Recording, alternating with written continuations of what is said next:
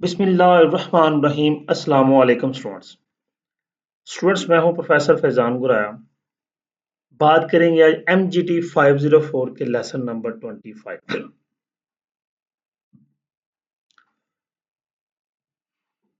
Culture and learning organisation.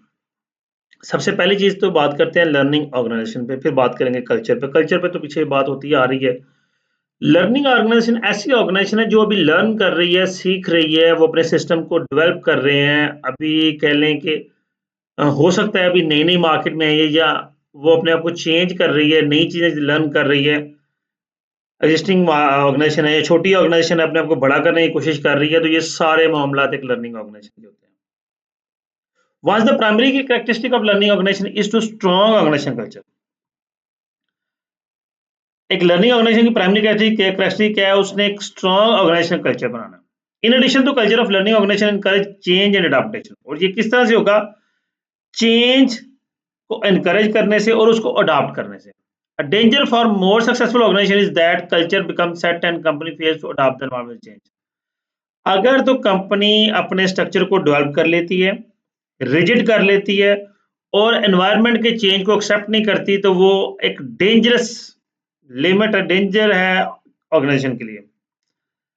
When an organization is successful, the values, ideas, practices that help attain success become institutionalized। होता क्यों ऐसा कि उसने एक institutionalised कर दिया अपने आइडियाज को, अपनी प्रैक्टिसेस को, अपने वैल्यूज को, और जिस वजह से उसने एनवायरनमेंट चेंज को एक्सेप्ट करना छोड़ दिया। उसने कहा ये जो हमने बना लिया है, हमने बड़ी मेहनत से बनाया और हमने इसी को लेकर चलना है।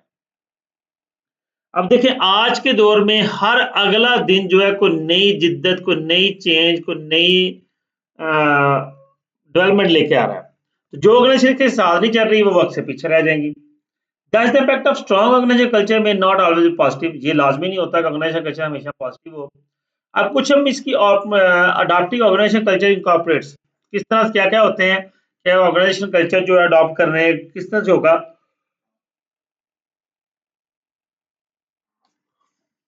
पहला पॉइंट है जी, the whole is more important than the part और and boundaries between part are minimise.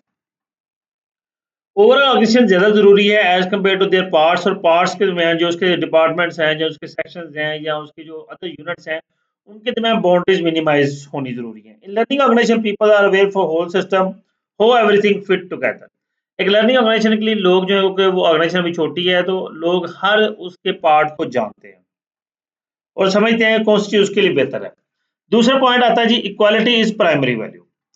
Equality जो है वो प्राइमरी वैल्यू है कि इक्वालिटी रखनी है। The culture of learning organization creates a sense of community and caring for one another. एक दूसरे केयरिंग करना, एक दूसरे को इक्वालिटी देना, एक दूसरे को अपने इक्वल समझना, ठीक है। ये बड़ा जरूरी है एक लर्निंग ऑर्गेनाइजेशन के लिए और एक कल्चर के लिए, कल्चर डेवलप करने के लिए। The culture encourage risk taking, changing and improvement. एक स्ट्रॉन्ग कल्चर जो एनकरेज करता है कि रिस्क ले, चेंज लेकर आए, इंप्रूवमेंट लेकर आए। अब basic value of learning organization is to question the status quo. एक लर्निंग ऑर्गेनाइजेशन की जो स्टेटस को एक्टिविटी है वो एक क्वेश्चन होती है कि क्यों ये हमें काम करना है। Constant questioning of assumption open the gates to creativity and improvement. और जो कांस्टेंट क्वेश्चनिंग होती है ये क्रिएटिविटी लेकर आती है, इंप्रूवमेंट लेकर आती है। नेक्स्ट बात करेंगे। अब देखिए उसने adaptive versus non adaptive corporate culture की बात की। अडाप्टिव जो अडाप्ट किया जाए और जो अडॉप्ट नहीं किया जा सकता, यानी कि ऐसा कल्चर जो कुछ अडॉप्ट नहीं करता। कोर वैल्यूज अडाप्टिव कल्चर में क्या होता है? Managers can deeply about customer, stakeholder, employee. They also strong value people and processes that can create useful change. Organize जो मैनेजर्स हैं वो कस्टमर्स को, स्टेक होल्डर्स को, एम्प्लॉयज को इम्पोर्टेंस देते हैं, और फिर वो उन लोगों को इम्पोर्टेंस देते हैं जो कि एक प्रॉपर पॉजिटिव चेंज लेकर आते हैं। अनअडॉप्टिव कॉर्पोरेट कल्चर क्या है? Managers can mainly about themselves, their immediate work group or some product associated with their work group. They value the orderly and risk, reducing the management process much more highly leadership initiative। लेकिन manager सिर्फ अपने और अपने आसपास के लोगों को focus कर रहे हैं, अपनी प्रोडक्ट को फोकस कर रहे हैं, वो इस चीज को देख नहीं रहे कि मेरे कस्टमर को, क्लाइंट को क्या चाहिए और उसको किस तरह से बेहतर करना है।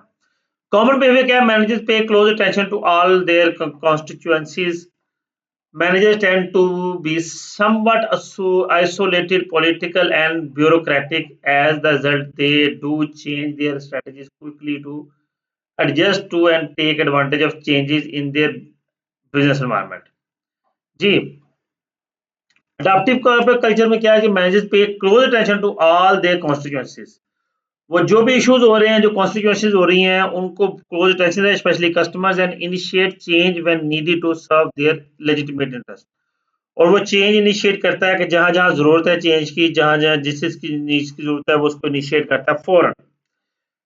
जो अनअडैप्टिव है वो इस चीज को लेट करते हैं, मैनेजर आइसोलेटेड होते हैं, ठीक है, पॉलिटिकल लिहाज से, ब्यूरोक्रेटिक लिहाज से। As result they do change their strategies quickly to adjust to take advantage of changes in their business environment. वो आइसोलेटेड तो है लेकिन फिर भी वो कोशिश करते हैं कि वो अपने आप को क्विकली एडजस्ट करें जो एनवायरनमेंट में चेंज आ रहा है उसको, उससे फायदा हासिल करने के लिए। जी स्टूडेंट्स, ये आपका लेसन नंबर 25 था। उम्मीद करता हूँ आपके लिए अंडरस्टैंडिंग होगा। वीडियो को लाइक कीजिएगा, कमेंट कीजिएगा, अपना बहुत सा ख्याल रखिएगा। अल्लाह हाफिज।